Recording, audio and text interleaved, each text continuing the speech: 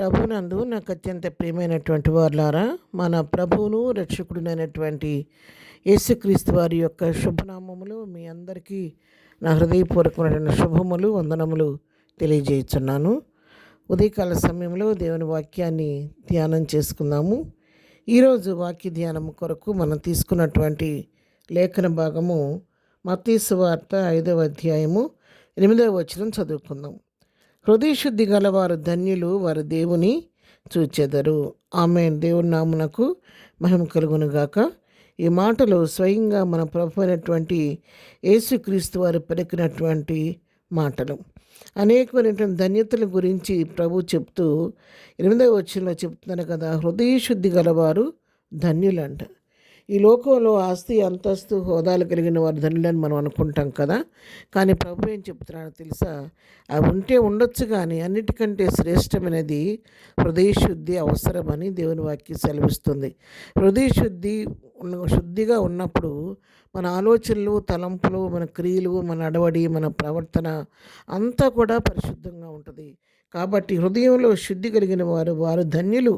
ఎందుకంటే వారు తూలి తొట్టిలుటకు కారణమేమీ ఉండదు. కాబట్టి హృదయం పరిశుద్ధతను బట్టి వాడు సరిగా జీవిస్తారనే సత్యాన్ని ఇక్కడ మనం తెలుసుకుంటున్నాం. అంతేకాదు, ఎవరైతే హృదయంలో అపవిత్రత లేకుండా శుద్ధ హృదయం కలిగి ఉంటారో వారు ధన్యులను ఎందుకంటున్నారంటే, వారు దేవుని చూచెదరు. వారు ముఖాముఖిగా దేవుని చూచే ధన్యతను ప్రభు వాళ్ళకి అనుగ్రహిస్తాడు. కాబట్టి హృదయశుద్ధి గల వారు ధన్యులు, వారు దేవుని చూచెదరని వాక్యం సెలవిస్తూ ఉంది.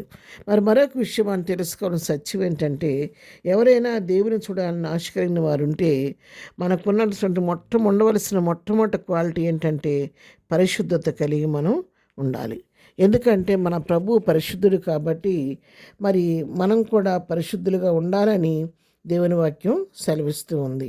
హెబ్రీలకు రాసిన పత్రిక 7వ అధ్యాయము 25వ వచనం 26వ వచనం మనం చదువుకున్నట్లయితే, పవిత్రుడును, నిర్దోషియు, నిష్కల్మషుడును, పాపులలో చేరక ప్రత్యేకముగా ఉన్నవాడును, ఆకాశమండలము కంటే మిక్కిలి హెచ్చైన వాడునైనా ఇట్టి ప్రధాన యాజకుడు మనకు సరిపోయినవాడు అని, అంటే తగినవాడని చెప్పి దేవుని వాక్యం సెలవిస్తుంది. మన ప్రభు అయినటువంటి యేసుక్రీస్తుకున్నటువంటి క్వాలిటీస్ అన్నీ ఇక్కడ చెప్పడం. ఆయన పవిత్రుడు, నిర్దోషి, నిష్కల్మషుడు, పాపుల్లో చేరకుండా ఆయన ప్రత్యేకమైనటువంటి వ్యక్తి. కాబట్టి ఆకాశ మండలం కన్నా మిక్కిలి హెచ్చైనటువంటి వాడు. కాబట్టి ఆయన మన ప్రధాన యాజకుడిగా ఉండడానికి సరిపోయిన వాడని దేవుని వాక్యం ఇక్కడ మనకు సెలవిస్తూ ఉంది.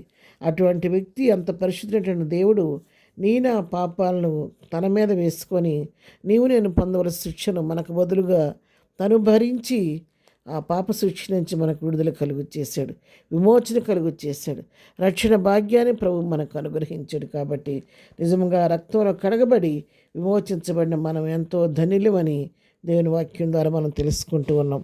పేతురు రాసిన మొదటి పత్రిక 1వ అధ్యాయం 14వ వచనం కూడా మనం చదువుకుంటే, నేను పరిశుద్ధుడినై ఉన్నాను గనుక మీరును పరిశుద్ధులు ఉండని రాయబడి ఉన్నది.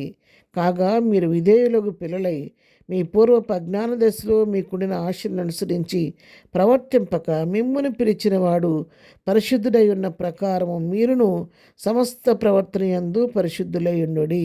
ఆమెను ఇక్కడ ప్రభువు నీ నుంచి నా నుంచి ఆశించేది ఏంటంటే, ఆయన పరిశుద్ధుడిగా ఉన్నాడు. కాబట్టి ఆయన పరిశుద్ధుడు కనుక ఆయన బిడ్డలమైన మనము కూడా పరిశుద్ధులుగా ఉండాలని ప్రభు కోరుకుంటున్నాడు.